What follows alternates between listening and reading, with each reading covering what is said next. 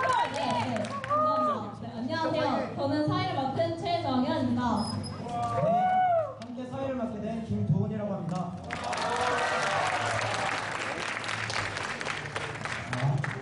정현 학생, 혹시 그거 알아요?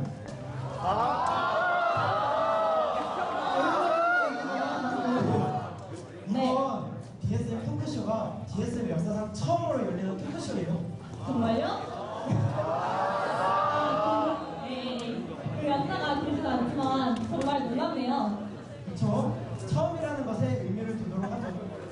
네, 그러면 처음인 만큼 더 활기차게 시작해볼까요? 그럼 미스터드 토크쇼 지금 시작합니다.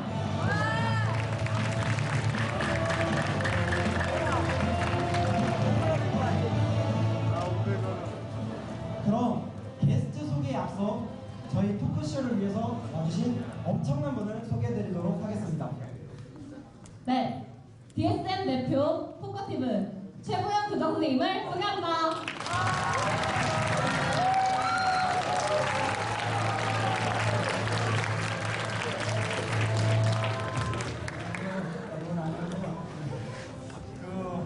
제가 엊그저께 초등학생이 이러더라고요. 예전에 마이스터 고등학교 두 개가 있는데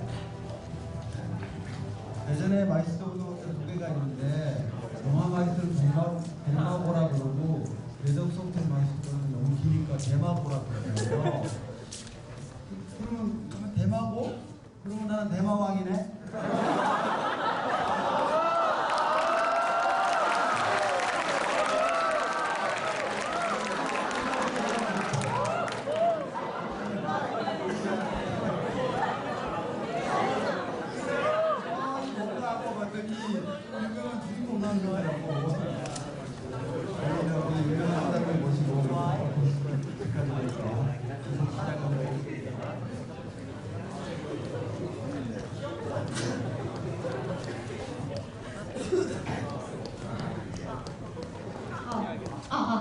네, 말씀 감사합니다.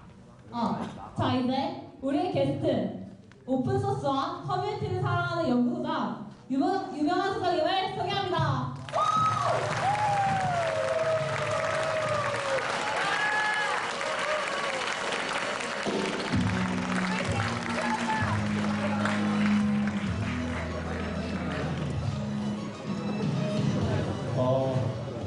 안녕하세요. 인사를 크게 합시다. 안녕하세요. 얼마 전부터 제가 고민이 하나 생겼는데요. 페이스북으로 굉장히 많은 고등학생 친구분들이 많이 들어와 주시고 계세요.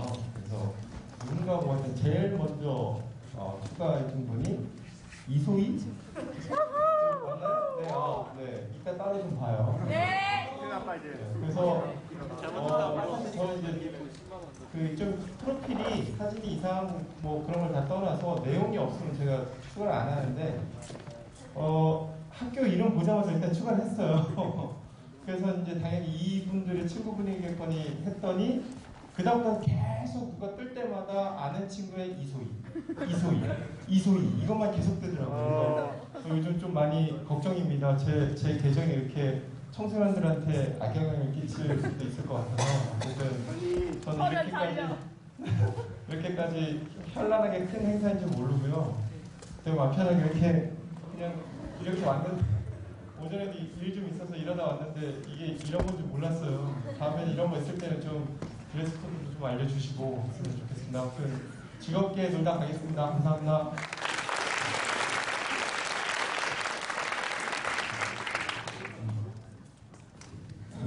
그럼 DSM 토크쇼 이제 본격적으로 시작을 해볼 텐데요. 정말 많은 학생들이 이번 DSM 토크쇼를 위해서 적극적으로 질문을 많이 해주셨어요. 그럼 첫 번째 질문입니다.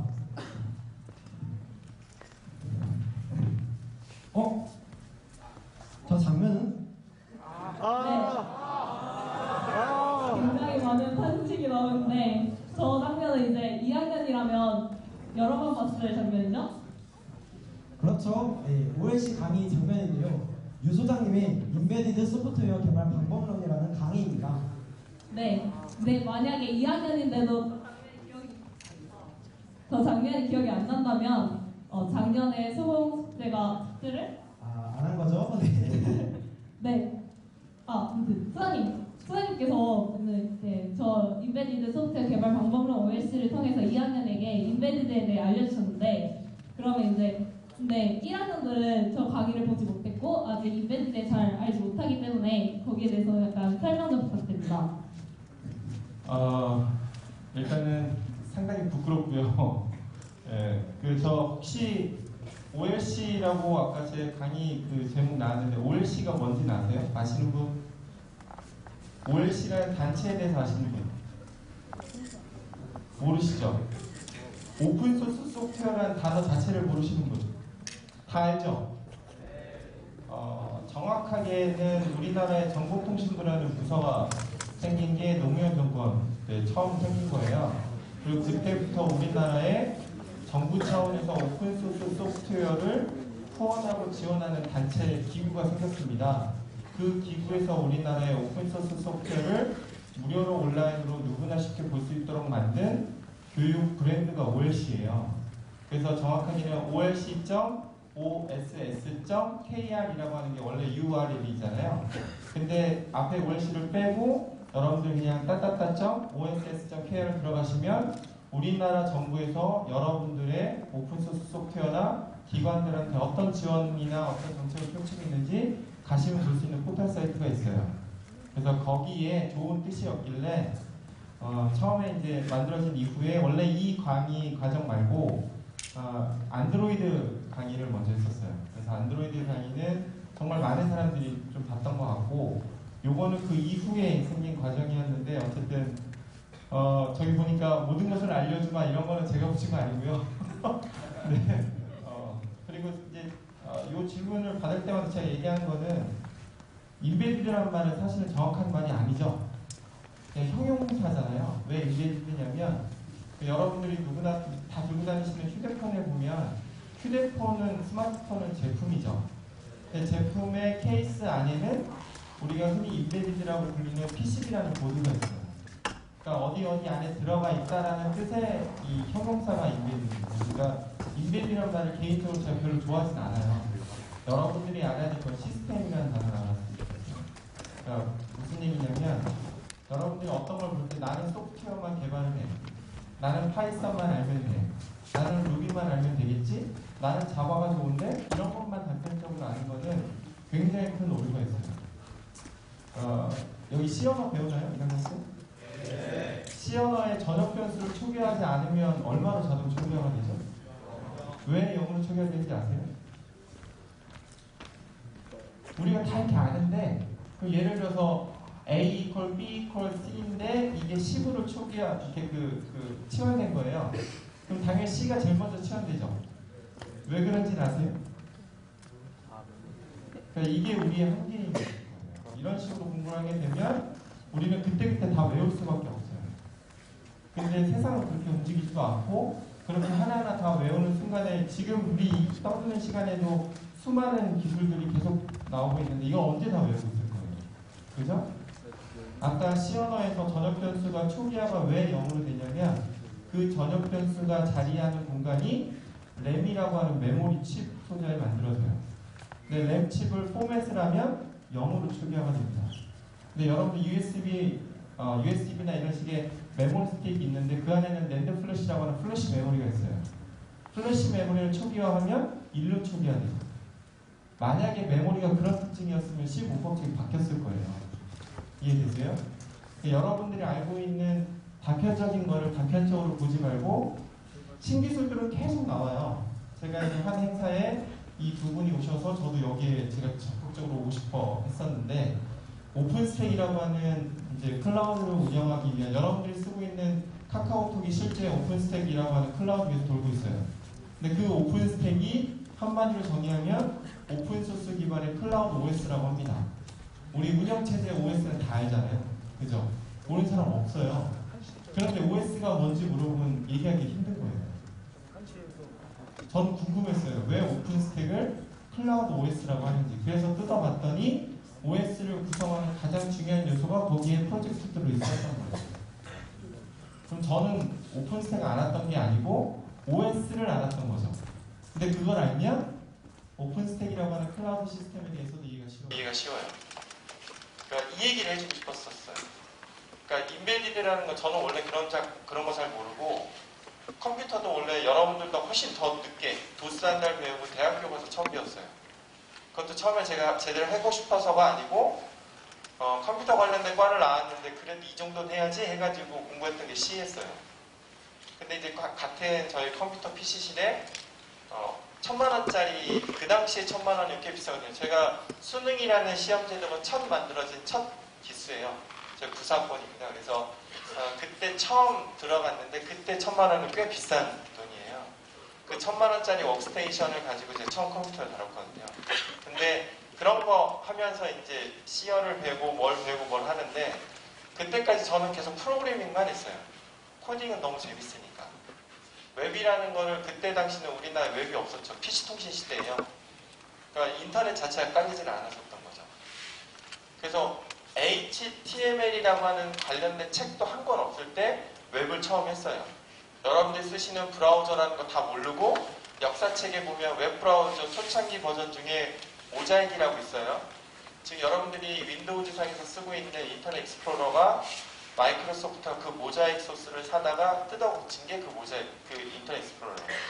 그 모자익으로 처음에 웹브라우저를 만들 때 외국 사이트 가서 소스 코드를 보고 그대로 저는 카피 페이스트를 한 거죠. 모르니까. 근데 너무 재밌었어요. 그러니까 이제까지 저는 뭘 공부할 때 한 번도 책으로 공부해 본 적이 별로 없어요. 지금도 거의 마찬가지고. 근데 그렇게 해서 이제 공부를 하다가 인베디드라는 것까지는 모르지만 네트워크 장비 만드는 회사에 스카우트해서 가서 잡아가지고 걔네들을 관리하는 소프트웨어를 만들다가 연구소장님이 한마디 하신 거예요. 요거 한번 해보면 어떨까요? 해가지고 딱 보니까 하드웨어를 제어하는 소프트웨어라는 거예요. 근데 왜 여러분들도 아마 그런 경우 있겠지만 저는 어렸을 때 마징가 뭐 이런 식의 이런 로봇 만화들을 되게 좋아하고 지금도 되게 좋아해요. 근데 거기에 보면 유박사가 나옵니다. 제가 유명한이잖아요. 그래서 제 꿈이 그런 유박사를 했었어요. 근데 이제 코딩을 하거나 그런 거가 아니라 하드웨어를 제어하는 소프트웨어를 만든다니까 머릿속에 다시 마징가가 꿈틀거렸던 거죠. 그래서 그쪽에 들어갔어요. 근데 아무도 저한테 이걸 어떻게 하는지 안 알려줘요. 그래서 2년 동안 삽질했거든요. 그래서 어느 정도 레벨이 되고 그리고 나서 강의라는 걸 어쨌든 우연찮게 처음 했는데 강의는 개발하고 많이 달라요. 개발할 때 우리가 이게 왜 동작 안 되지? 아까 여러분들 제가 질문했을 때 C 언어 전역 변수 초기화 그런 얘기 잘 몰라도 우리는 코딩하는데 전혀 문제가 없죠. 근데 강의하는 사람 입장에서 그게 왜 그런지 원리를 설명해 줘야 돼요. 그러니까 개발과 교육은 굉장히 다릅니다. 그 차이를 알게 되고 그래서 교육에 관련된 이론을 만들려고 했는데 제가 나와 있는 대부분의 책들을 정말 다 읽었어요. 정말 반전 줄여가면서. 근데 없더라고요. 제가 원하는 거. 그래서 제가 가르치고 있는 내용이 사실은 제가 만든 이론이었어요. 그래서 그거를 국내 최고라고 하는 삼성전자나 LG전자에 가서 가르쳐 봤더니 도움이 된다는 거였죠. 이걸 좀 많이 알려주고 싶었었어요. 그래서 여러분들이 들었던 OLC라고 하는 그런 공간에서도 그런 얘기들을 떠들었던 것 같아요. 그래서 결론적으로 좀 앞부분이 너무 길었는데 설명 그냥 짧게 정리하자면 인베디드나 이런 것들을 알아야만 된다는 게 아니라 이런 걸 알게 되면 여러분들이 막연하게 컴퓨터나 막연하게 프로그래밍이나 막연하게 컴파일러라고 알고 있었던 이런 막연했던 내용들 여러분들이 뭘 모르는지조차도 모르는 그런 내용들 이걸 하게 되면 알게 돼요. 그래서 가급적이면 여러분들이 하고 싶어하는 거를 더 잘하기 위해서라도 이쪽이 분야가 전공이 아니더라도 한 번쯤은 이쪽에 한번 공부를 해보고 싶다라는 게 제가 자꾸 인베디드 얘기하는 이유가 되겠습니다.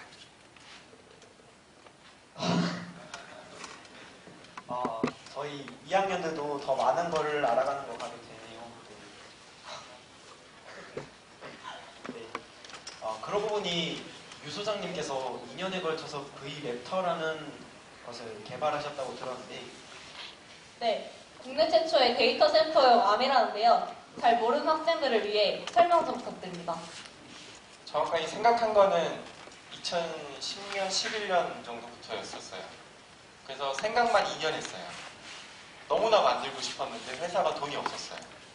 그래서 회사라는 거를 이렇게 제가 조금 일찍 했어요. 저는 회사 운영을 20대 말, 30대 초에 이제 시작을 했는데 회사가 운영되려면 어쨌든 비용도 되게 많이 들어가요. 그래서 그런 것들을 벌어내려면 용역이라는 방법을 쓰게 되는데 용역을 하게 되면 제가 만들고자 하는 꿈에 가까이 갈 수가 없었던 거예요. 그래서 계속 머리와 생각으로만 있었던 꿈이었는데 이걸 어떻게든 해보고 싶어서 6개월 동안 투자를 알아봤어요. 실제 30% 지분에 3억까지도 제가 만들어내고 도장만 찍으면 되는 타이밍이 왔어요. 근데 그거를 제가 물리치고 지금 엑세스라는 회사를 만들기까지 딱 일주일 만에 합병을 시키고 그 다음부터 개발 들어간 게 2013년도 여름이었습니다. 그래서 그때부터 만들었고요. 이게 뭐냐면 벨로시랩터 아시죠? 왜 주라기 공원 보면 그 주라기 공원의 벨로시랩터를 줄임말이 V랩터예요. 그러니까 여러분들이 웹이나 이런 것들을 하려면 데이터 센터라는 공간에 서버라는 걸 씁니다. 근데 그 서버는 굉장히 무겁고 커요. 그죠? 근데 무겁고 크다 보니까 전기도 많이 먹고 그 다음에 굉장히 비싸죠. 근데 전기세가 이제 여기서 얘기가 나오는데 전기세가 왜 중요하냐면 그 데이터 센터라는 공간이 한 달에 내는 전기세가 무려 100억 정도 돼요. 아무리 작게 잡아도 몇십억 이상은 돼요. 굉장히 많은 돈을 내는 거잖아요. 그럼 그거를 순수익에서 메꾸려면 굉장히 어려운 거예요. 근데 그게 좀 이제 어려운 얘기지만 어쨌든 그런 어떤 특별한 법이 폐지가 돼서 지금은 전기세가 무려 8.8%가 올랐어요. 그러면 100억 기준에 8.8%는 굉장히 많은 돈을 더 내고 있겠죠. 그래서 전기세 기준에 그런 게 있고 제가 암서버를 이거를 만들고 싶었던 거는 여러분들이 쓰고 있는 PC나 컴퓨터나 서버는 전 세계의 표준은 중국이랑 대만이에요. 특히 대만이에요. 대만에 매년 6월 첫째 주에 컴퓨텍스라고 하는 행사가 있는데 제가 거기를 벌써 6년째 다니고 있어요. 갈 때마다 정말 무서워요. 그쪽은 우리나라가 아무리 열심히 해도 이길 수가 없어요. 그래서 저는 제 꿈 중에 하나는 우리나라에서 뭔가 전 세계 1등 할 만한 제품을 만들고 싶은데 뭐가 있을까를 고민하고 전 세계에서 저만 잘할 수 있는, 저희 회사만 잘할 수 있는 그런 제품을 만들고 싶었는데 그게 뭘까 고민하다가 나온 게 이 암서버예요. 쉽게 말하면 여러분들 휴대폰에 들어가는 칩을 가지고 데이터 센터에 들어가는 서버를 만드는 개념이 이 칩, 이 랩터 개념이에요. 벨로시랩터는 원래 여러분 영화 보시면 알겠지만 작은 랩터들이 막 뭉쳐가지고 큰 T-렉스랑 싸우잖아요. 이 개념이 그거예요. 덩어리가 큰 것도 있는데 사실은 작은 덩어리의 작은 서버들이 뭉쳐서 큰 서버를 이길 만큼의 그 효과를 내자는 게 이런 마이크로 서버라고 하는 개념이라서 이걸 처음 만든 거예요. 그리고 이걸 만들면 하나 좋은 점은 덩어리가 큰 제품은 유연성이 떨어져요. 내가 만들려는 서비스는 이 덩어리보다 좀 작은 서버여도 충분히 돌아갈 건데 어쩔 수 없이 그 덩어리가 큰 서버를 써야 되면 낭비인 거죠. 얘는 그럴 필요가 없어요. 그걸 전 세계에서 두 번째로 지금 만들고 있는 제품입니다. 그래서 사실은 올해 여름쯤에 저희가 다시 저희 제품이 출시가 될 거고 사실은 저희 제품은 제가 이제 그때 여러분들 강연 끝나고 애프터로 저희가 그 후소식이 있는데요. 빠르면 올해, 늦어도 내년에는 미국에 저희 회사가 법인이 하나 생겨요. 그러니까 저희 제품 아직 나오지도 않았는데 미국에서 지금 영업이 되고 있어요. 그러니까 전 세계에서 이런 제품이 없는 거죠. 그러니까 그런 것들을 여러분들도 잘 하시면 좋을 것 같습니다. 추가적으로 이해를 돕기 위해서 말씀드리면 데이터 센터가 전기를 엄청나게 많이 소비를 하는데 그 전기의 대부분은 어디로 가느냐면 CPU에서 나는 열, 그 열을 식히는데 다시 또 에너지가 또 들죠. 이 냉각비용. 거기에 대부분의 에너지가 소모가 됩니다. 그 전기 요금을 줄이는 것이 데이터 센터 설계하는데 가장 메인 힘. 여러분들 그 전기 요금이 뭐 몇십억, 몇백억 나왔다고 하죠. 우리 학교에서 전기 요금 제일 많이 나올 때가 한 달에 1,000만 원. 그거밖에 안 됐어요. 여러분들 다 쓰는 전기 요금 다 해도 밖에 안 되는데 100억 원이 났다 그러면 어마어마한 전기를 쓰는 거죠. 이런 서버를 만드는 데서 이제 가장 중요한 기술은 열이 적게 나게 만드는 기술. 그리고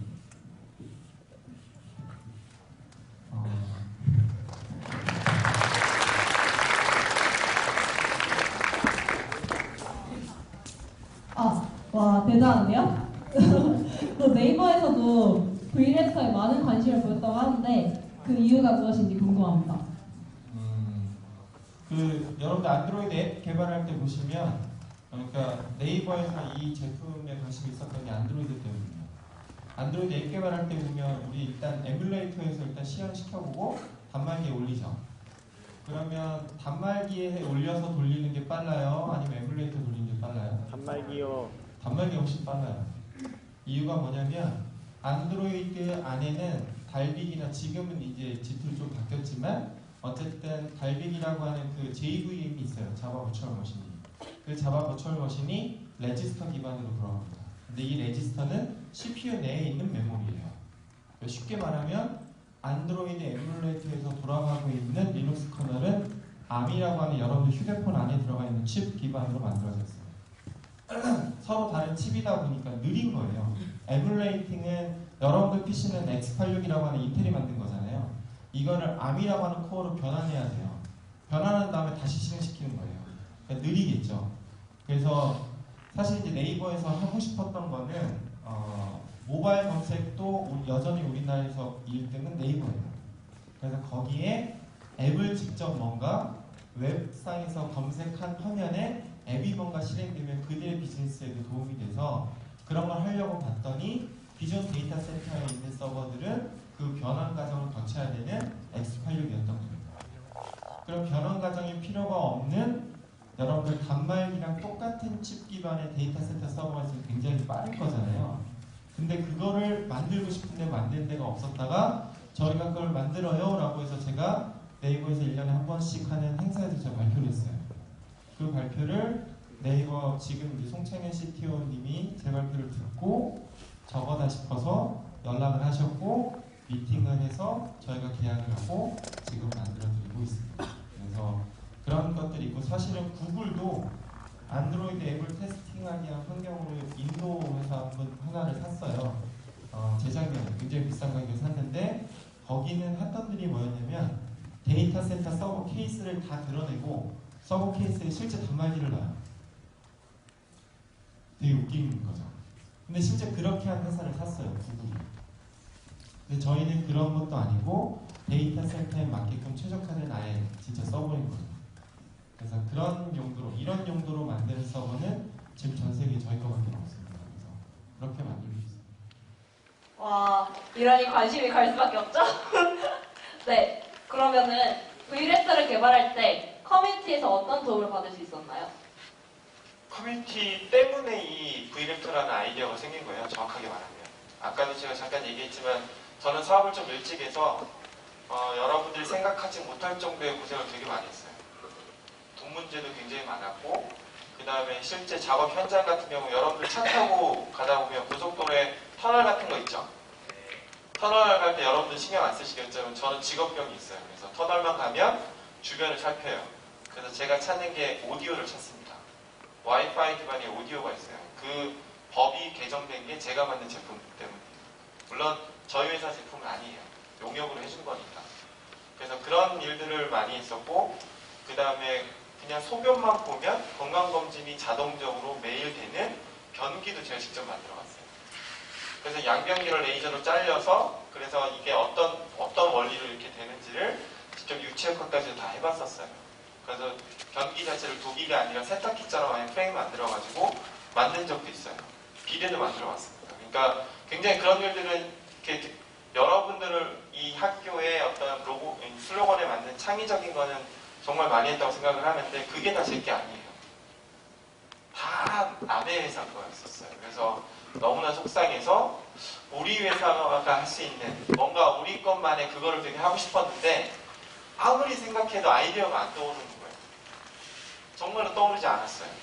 근데 커뮤니티를 하다가 우분투 한국 커뮤니티라는 데에서 제가 이제 매월 한 번씩 그러니까 그 행사할 때는 정말로 저는 3년 정도를 제가 세미나를 운영할 때 단 한 번도 가족 행사도 마지막 주 토요일에는 제가 잡질 않았거든요. 그만큼 열정을 쏟고 했는데 거기에 오픈스택이라고 하는 클라우드를 그때 처음 제작한 거예요. 근데 우분투가 왜 중요하냐면 여러분들 안드로이드 폰 안에 있는 PCB라는 단말기 안에 거기도 리눅스가 들어가고 디바이스 드라이버가 들어갈 거예요. 그걸 구글 엔지니어들이 전부 다 우분투라는 리눅스에서 만들기 때문에 삼성이나 LG나 펜텍도 전부 다 안드로이드 폰을 만드는 기업이라면 우분투 기반의 빌드용 서버가 다 있습니다. 그래서 저는 우분투를 인베디드 쪽 때문에 쓰게 됐는데 알고 봤더니 클라우드도 있었던 거예요. 그래서 제가 그때 아이디어를 낸 거죠. 아, 그러면 암이라고 하는 하드웨어는 워낙에 빨리 발전된 거니까 그러면 암, 우분투 이걸 잘 쓸 수 있으면 인베디드부터 저 위에 있는 클라우드까지 우리만의 뭔가가 만들 수 있지 않을까라고 해서 아이디어를 낸 게 바로 암서버. 커뮤니티 때문에 나옵니다. 그래서 저한테는 커뮤니티는 정말 많이 중요하고 여러분들도 아시겠지만 사실은 서울이나 저도 얼마 전에 지금 미국 갔다 왔는데 미국 같은 경우는 거의 매일같이 컨퍼런스나 행사들이 있어요. 서울도 마찬가지예요. 매주 토요일마다 행사들이 있습니다. 근데 그런 게 천안 이후부터는 없더라고요. 특히 여러분들 잘 모르겠지만 제주도는 그 행사 한번 들으려면 그 차비만 10만 원 깨져야 되는 거예요. 그 하루 세미나를 들으려고. 그게 너무 속상했어요.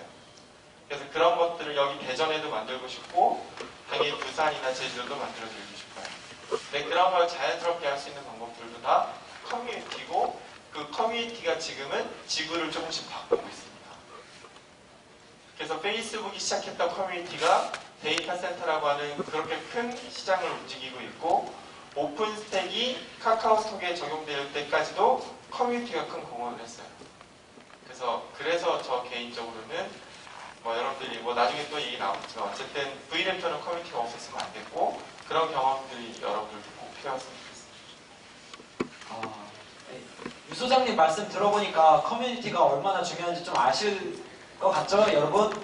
네. 그러면 유 소장님 지금까지 오픈스택, 컴퓨텍스, 한국 우분투 사용자 그룹 이렇게 총 10번에 거치셔서 커뮤니티에 대해서 거론을 해주셨는데 그러면 이렇게까지 많은 커뮤니티에 그렇게 많은 힘과 노력을 들이시는 이유는 무엇이 있나요? 속상했어요. 잠깐 아까도 교장 선생님하고도 잠깐 얘기했지만 정말 속상했어요. 여러분들이 지금 있는 이 대전이라는 도시는 우리나라에서 굉장히 빠른 IT 기술들이 나오고 표준화가 되는 연구소도 이 주변에만 해도 그러니까 굉장히 많이 있었어요.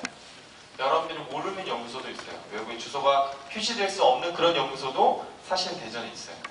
근데 그런 연구소들이 그렇게 많이 쏟아내고 있는데도 불구하고 대전에 어떤 그런 게 없었더라고요.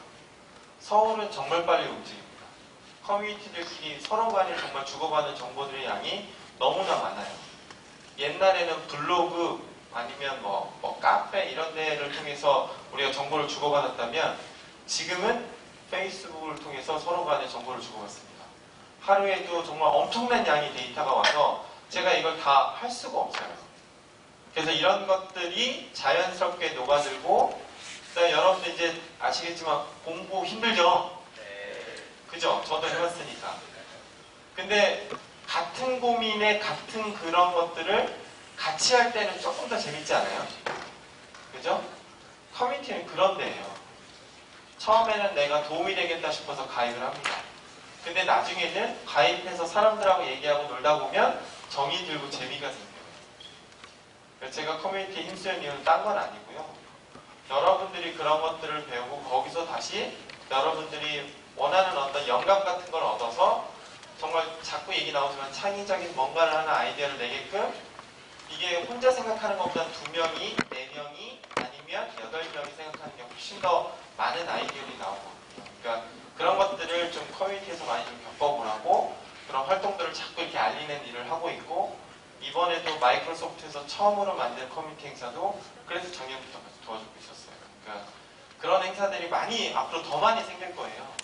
근데 아무리 많이 생겨도 여러분들 관심 있게 활동하지 않으면 그냥 내가 이렇게 방조자적 입장에서 듣는 거랑 열심히 참여해서 듣는 거는 의미 자체가 달라요. 그러니까 아까 이제 제가 잠깐 여기 안에서 들었는데 그래서 수업 받다고 졸리기도 하고 지금도 많이 졸리고 있잖아요. 사실은 제가 예전에 강의를 좀 많이 해서 500명 이상 하는 강연도 어느 누가 무슨 짓을 하고 있는지 제가 다 알아요. 사실은. 눈이 좀 빨라요. 심지어는 채팅을 하고 있는지 뉴스 기사를 보고 있는지 아니면 싸이월드를 하고 있는 옛날의 소셜 그런 걸 하고 있는지 제가 다 캐치할 수 있어요. 근데 우리가 졸릴 때는 어쩔 수가 없어요. 그죠? 근데 왜 졸리냐면 내 얘기가 아니잖아요. 내 게 아닌 거예요. 만약에 여러분들이 관심 있어하는 제가 건담 얘기나 이런 걸 해봐요. 미치기 좋아하겠죠. 근데 그런 관심 있어 하는 사람들이 관심 있는 하나의 주제에 대해서 얘기하고 즐겁게 이렇게 토론하는 공간이 커뮤니티예요. 거기 가시면 여러분들이 원하는 게 있을 거예요. 재미도 훨씬 더 있을 거예요. 그래서 커뮤니티를 나타내는 단어는 딱 두 개예요. 도움과 재미예요. 여러분들께 도움도 되고 재미도 있을 거예요. 그래서 가급적이면 조금만 더 관심을 갖고 여러분들이 눈만 돌리시면 온라인으로도 우리나라에서 미국에 있는 커뮤니티랑 서로 교류할 수 있습니다. 조금만 관심 가지면. 그랬으면 좋겠어요. 우리 학교에서 이제 동아리 활동을 이제 활성화하잖아요. 그 동아리 활동이 아마 커뮤니티가 됐으면 좋겠다고 생각합니다. 소장님 생각하고 근데 저도 적극적으로. 제가 꼬셨어요. 네. 저도 요즘 커뮤니티를 다니면서 그런지 굉장히 흥미로웠는데요. 안 그래도 저희 학교에 커뮤니티를 운영하고 있는 학생이 있는데, 아까 얘기했던 이소희 대표적인 커뮤니티를 운영하고 있는 학생인데, 그 친구를 위해서 이제 커뮤니티를 어떻게 하면 잘 활성화시킬 수 있는지 조언 부탁드립니다. 사실은 제가 이제 고민을 조금 더 한 번 더 했어요. 한 번 더 했어요. 근데 가장 중요한 건 꾸준함이에요. 무슨 얘기가 있냐면 커뮤니티 자체는 법적인 구속이 없죠. 그렇기 때문에 내부 인원이 예를 들면 이럴 수 있잖아요. 잠깐 있다가 활동 안 할 수도 있어요. 근데 활동 안 한다고 너 왜 활동 안 해? 이렇게 얘기할 수도 없는 공간이 커뮤니티예요. 그래서 제가 커뮤니티를 운영하는 후배들한테 꼭 얘기하는 게 커뮤니티를 운영하는 사람은 어쩔 수 없이 희생을 해야 됩니다. 방법은 없어요. 희생할 수밖에 없어요. 그러니까 커뮤니티를 물로 생각해 보시면 돼요. 물이라는 건 되게 막 유동적으로 움직이잖아요. 그죠? 근데 우리가 물을 먹으려면 반드시 물컵이라고 하는 딱딱한 구조체가 있어야 우리가 물을 먹을 수 있어요. 커뮤니티 내부는 물같이 이렇게 유동적이고 자유스럽지만 그런 커뮤니티가 활성화되고 누군가에게 뭔가를 어필하려면 그걸 이루는 물컵이라고 하는 운영진은 어쩔 수 없이 어렵고 힘들 수밖에 없어요. 대신 보람은 있고 인정받을 겁니다. 그 커뮤니티가 인정받으면 그 커뮤니티의 운영진들이 결국은 인정받는 거예요. 그래서 커뮤니티의 운영을 하냐 마냐 얘기할 수는 없어요. 본인이 어쨌든 좋으니까 그런 거예요. 저도 3년 넘게 운영하면서 단 한 번도 매월 마지막 주 토요일에는 가족 행사도 안 했어요. 심지어는 어머니 그 생신도 전에 땡기거나 이렇게 했어요. 그 힘들 거예요. 힘들지만 가장 중요한 건 꾸준함이에요. 물론 그 사이트가 아까도 제가 말씀드렸잖아요. 도움과 재미 두 개가 있어야 돼요.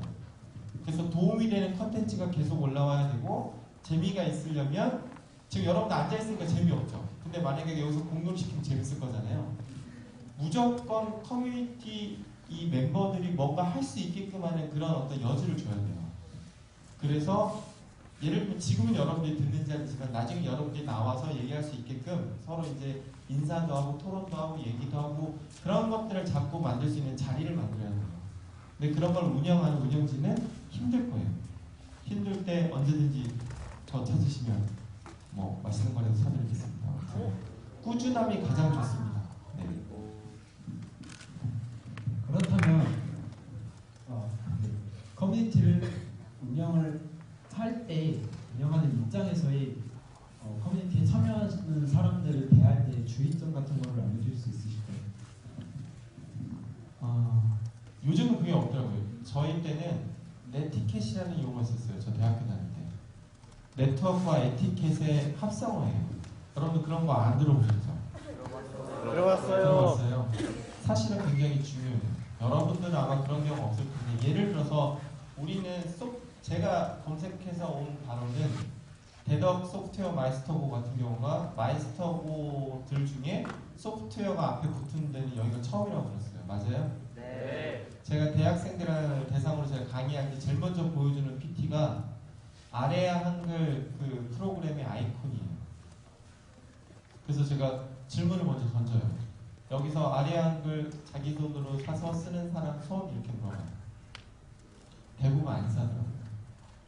근데 그렇게 공부해서 자기가 만든 소프트웨어로 돈을 벌겠대요.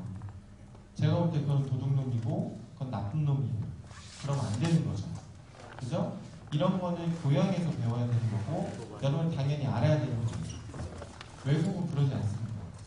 그래서 외국에 보면 왜 저도 맥을 이제 얼마 전부터 쓰고 있는데 맥 쓰고 있죠. 그죠? 저는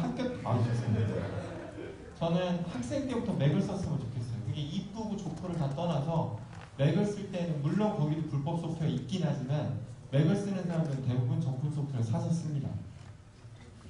그런 습관을 들이고 그런 마인드를 키우는 게 소프트웨어를 만들고 개발하고 대하는 우리들의 자세인 것 같아요. 그럼 커뮤니티는 뭐냐?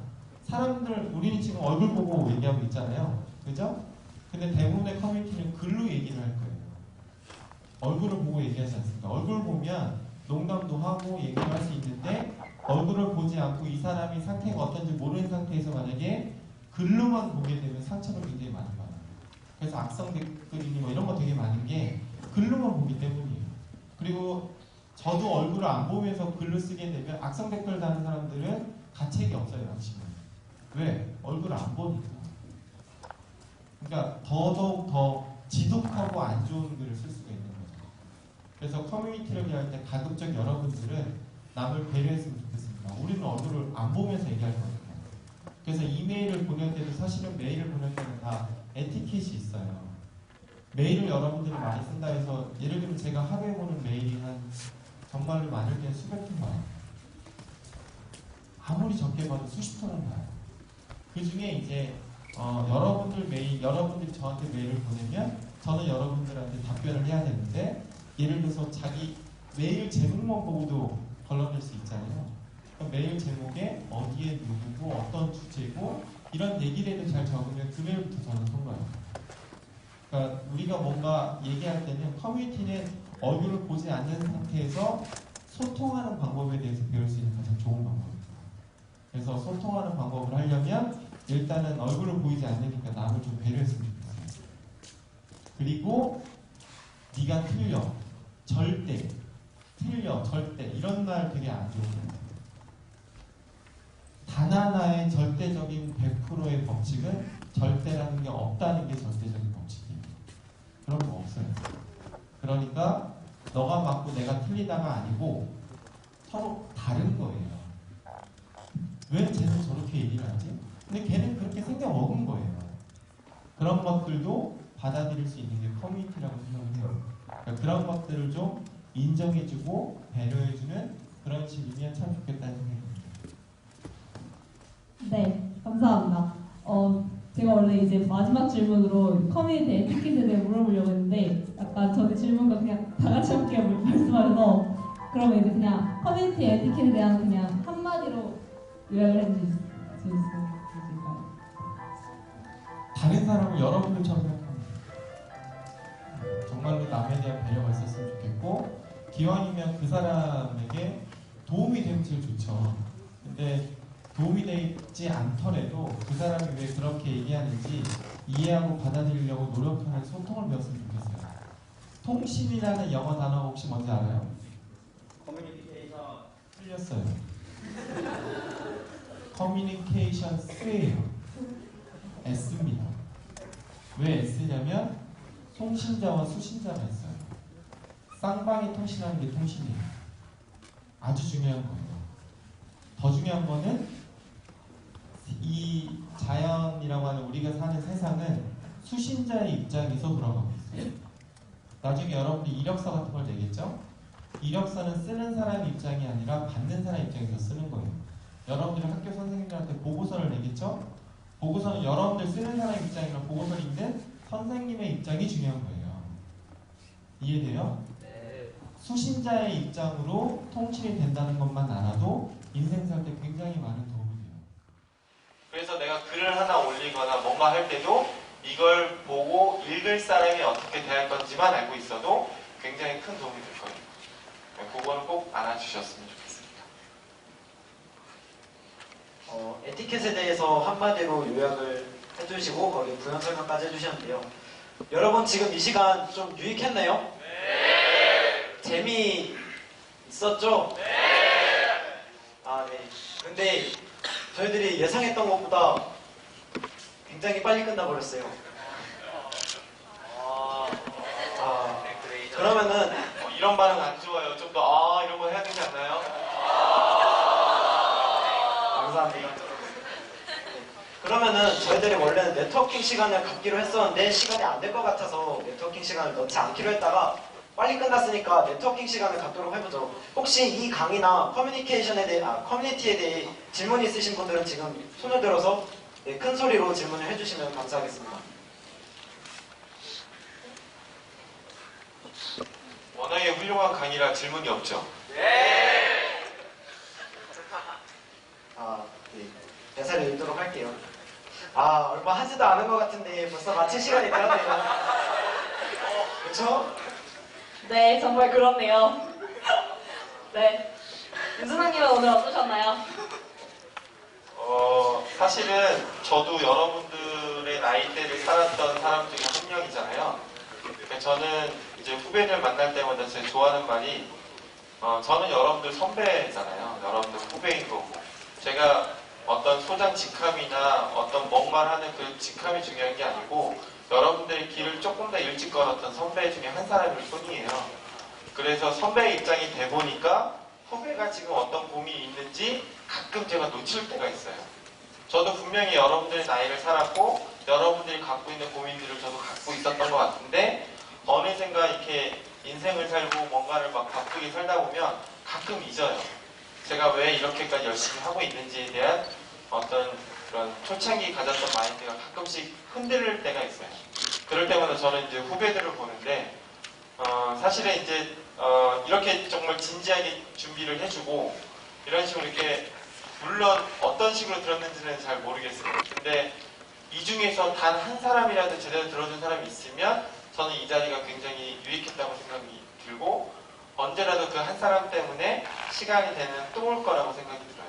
그래서 정말로 여러분들이 원하면 언제든지 제가 강의할 때 아마 이제 여기 두 분 아시지만 저는 강의를 하거나 세미나를 하거나 항상 제가 얘기하는 서두에 꺼내는 말이 평생 AS 해줍니다. 죽을 때까지 저는 평생 AS 해줘요. 그래서 언제든지 저한테 이메일 주시면 평생 AS 해드리겠습니다. 그럼 마치기 전에 제가 여러분들을 대신하여 소장님한테 질문을 하겠습니다. 지금 우리 학생들은 이제 1년 동안 2년 정도 소프트웨어 개발자로서 일을 하고 앞으로 수십 년을 갈 텐데 어떤 덕목, 어떤 사고방식, 어떤 생각이 인생을 가는데 가장 중요하다고 생각합니다. 제가 가끔 하는 얘기가 있는데요. 개발자한테 딱 하나를 빼면 아무것도 남지 않는다고 했을 때 이 한 가지가 뭔지 요걸 생각해 봤어요. 짧게 굳이 얘기를 하자면 여러 가지 덕목이 필요해요, 개발자. 근데 그런 것 중에 가장 중요한 한 가지가 뭘까요? 요거는 저도 서서 제가 앉으니까 되게 건방져보이고 싶어요. 네, 개발자에게 가장 중요한 딱 한 가지 덕목이 있어요. 뭐가 있을까요? 아니에요. 아니에요. 네. 삽질이요. 아니에요. 인성. 아니에요. 비슷하지만 소통 능력은 양념이에요. 아니에요. 아니에요. 깡. 커뮤니티 할 때 되게 중요해요. 네. 성품이요. 아니요. 아주 근접했어요. 네. 딱 하나로 얘기하자면 호기심이에요. 그래서 제가 개발자에게 물음표를 빼면 그 사람은 개발자가 아닌 거예요. 예를 들어서 제가 하는 얘기 중에 여러분들 과학하고 공학이라는 단어 알아요? 사이언스랑 엔지니어링 차이 아세요? 예. 진짜? 과학은 뭐, 공학이 뭐죠? 제가 이 얘기를 질문을 하면 대부분 뭐라고 하냐면 과학은 순수해요. 공학은 돈을 벌어요. 뭐 이런 식의 얘기를 많이 들었어요. 대부분 비슷하게 생각하고 있을 거예요. 전혀 그렇지 않습니다. 과학과 공학의 차이는 자연이에요. 제가 만약에 이 마이크를 떨어뜨려요. 떨어지죠? 맞아요? 10,000번을 떨어뜨렸어요. 10,000번 다 떨어지죠? 이 지구라는 이 자연이 끌어당기니까 떨어지는 거예요. 맞아요? 과학은 이러한 자연의 법칙을 이론적으로 풀어내서 정리하는 게 과학이에요. 그래서 자연은 100%의 학문이에요. 99.9%가 없어요. 이해되세요? 과학은 법칙이에요.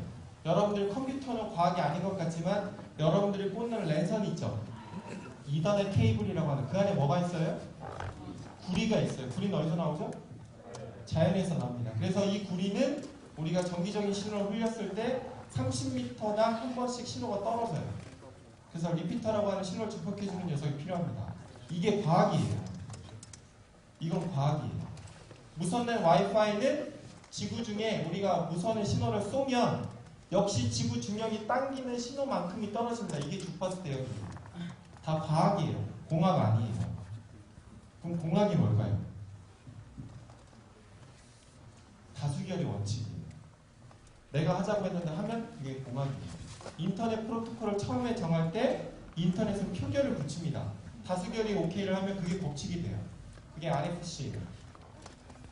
그래서 공학은 정답이 없어요. 누가 더 자기가 원하는 목적에 맞게끔 최적화를 잘하는지가 공학이에요. 정답이 없어요. 예를 들어서 이 앞에 있는 친구는 C를 잘해요. 이 앞에 있는 친구는 자바를 잘하고 이 옆에 있는 친구는 파이썬을 잘해요. 제가 어떤 알고리즘 문제를 냈어요. 자기가 잘하는 걸로 짜면 되죠. 정답이 있나요? 없어요. 그럼 유일한 이슈는 딱 하나예요. 왜 이게 이렇게 돌아가고 왜 이게 이렇게 돼야 되는 거지? 라는 질문이 있었으면 좋겠어요. 근데 제가 만나본 요즘 친구들은 정말로 질문이 없어요. 너무나 속상합니다. 여러분들 뭔가 궁금하면 제일 먼저 뭐부터 해요? 질문. 아니죠. 구글링을 하죠. 여러분들 구글링을 하죠. 저는 공부할 때 구글이 없었어요. 맞아요? 저는 없었어요. 도서관 가서 책 보고 이렇게 했었어요. 근데 저희는 그때 다 만들었거든요. 구글도 어차피 구글을 만든 엔지니어들은 구글이 없을 때 해서 구글 만든 거잖아요. 맞아요? 정말로 뛰어난 개발자가 되려면 호기심이 많아요. 이게 왜 그럴까? 이게 왜 그럴까? 당연히 생각하지 마세요. 아까 C 언어의 전역 변수가 왜 초기화를 하지 않는데 디폴트로 0으로 초기화될까? 이게 질문만 했었어도 메모리까지 갔을 거예요. 질문을 안 하니까 안 가는 거예요. 딱 하나 가장 중요한 걸 얘기하자면 호기심. 여기서 만약에 여러분들이 가장 존경하는 예를 들어서 스티브 잡스가 살아서 여기서 와가지고 뭔가 얘기를 해요. 근데 내 생각에는 저 말이 틀린 것 같아. 질문해야 돼. 저도 다 맞지 않을 거예요. 저도 틀릴 거예요. 저 사람이 하는 말 중에 뭐가 잘못됐지? 아니면 왜 저렇게 말하지?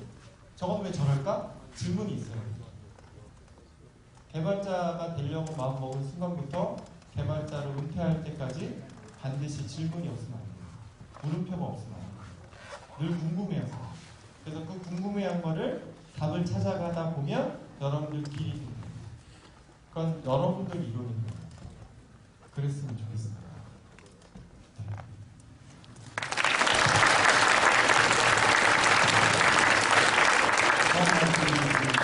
개발자로서 사시면서 참 보람이 있어요. 그런 결과물. 아까 V렉터. 네, 지금 만들고 있는 V렉터가 그렇습니다. 왜냐하면 미국에서 인정받고 있어요. 그래서 실제 이 V렉터 때문에 실제 미국에서 법인을 만드는 준비를 이제 하려고 해요. 그리고 미국 회사들이 저희 제품이 언제 나오는지 자꾸 연락하고 있어요. 이거는 뭐냐면 이 제품은 전 세계에 표준이 없었기 때문에 제가 만들기 힘들었어요. 뭔가 레퍼런스가 없기 때문에 제가 이걸 처음에 만들고 뭔가 표준을 만들어야 되는 게 너무 어려웠어요.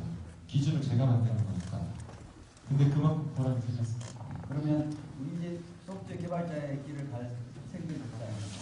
어떻게 하면 이런 결과물, 그러니까 보람을 찾을 수 있을까요? 결과물을 내고 어떤 방법인지. 그게 사실 호기심과도 관련되어 있는데 있는데요. 제가 저희 직원들이나 동료들이나 후배들한테 얘기할 때 제품을 만들 때는 한 가지 원칙이 있어요. 만드는 사람이 고생을 해야 쓰는 사람이 편하다는 원칙을 저는 늘 얘기해요. 아이폰 쓰시는 분들 아시겠지만 버튼 하나죠. 그거 만들려면 얼마나 힘들었을까요? 안드로이드는 원래 3버튼, 4버튼이 기본이에요. 근데 아이폰은 하나죠. 뭔가 심플하게 쓰는 사람이 간단하게 쓰면 쓸수록 굉장히 어렵습니다. 그래서 여러분들이 뭔가 보람을 찾으려면 가장 중요한 이건 제가 삶을 살 때 제가 왜 펀펀이라는 제 아이디를 쓰잖아요. 사실은 그게 뜻이 있어요. 제가 사는 인생의 가치관인데 F는 펀이에요. 저는 제일 중요한 게 재미라고 생각합니다. 여러분들이 재미가 있어야 열정이라는 에너지가 생길 거예요. 스타크래프트 같은 게임을 할 때에는 하루 종일 밤새도록 심지어는 바늘 방석에 앉아서 피를 흘리면서까지도 게임할 수 있죠. 그렇습니다. 아주 중요한 거예요. 우리나라에서 지금 잘못된 정책 중에 한 가지 안타까운 게 게임인데 게임은 사실 굉장히 중요한 거예요. 저는 게임을 사실 안 해요. 그렇지만 게임을 하는 사람들은 굉장히 존경합니다. 다만 하기만 하면 안 되겠죠. 그렇죠? 근데 어쨌든 중요한 거는 그 재미가 되게 중요할 거예요. 그다음에 두 번째 나오는 U는 유즈풀이에요. 재미난 건 좀 전에 얘기했듯이 게임도 있고 좀 안 좋지만 도박도 있고 굉장히 뭐 여러 가지 재미들은 많아요. 근데 저는 제가 재밌게 하는 일들이 남한테 도움이 됐으면 좋겠고 마지막에 N장은 U예요. 제가 좀 승질이 조금 별로 안 좋아서 남들하고 똑같이 하는 걸 되게 싫어해요. 남들과는 어떻게든 다르게 제 방식으로 하고 싶어요. 근데 그렇게 노력하고 연구하다 보면 언젠가는 제게 나오더라고요. 지금 저희가 만드는 거죠. 그래서 여러분들이 보람있고 재미난 뭔가를 해보려면 여러분들이 힘들었으면 좋겠습니다. 힘들게 만들어서 제대로 만들어야 보람이 생길 거예요. 그래서 쉬운 문제도 중요하지만 제 생각에는 여러분 때문에 실패해도 되는 나이니까 어려운 문제에 집중했으면 좋겠어요. 그걸 풀었을 때는 정말 즐거울 거예요.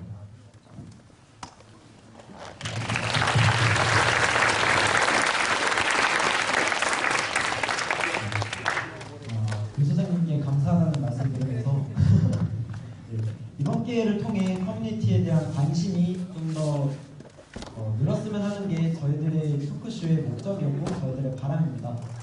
SNS, 페이스북 같은 온라인도 좋겠지만 오프라인 커뮤니티에 참가하시는 것도 더더욱 좋을 거라고 생각하면서 네, 표정의 양이 마치도록 하겠습니다. 네. 그럼 이쯤에서 유명한 수사님과 함께한 DSM 첫 번째 토크쇼 마치도록 할까요? 지금까지 사회자 최정현, 김동원이었습니다. 감사합니다.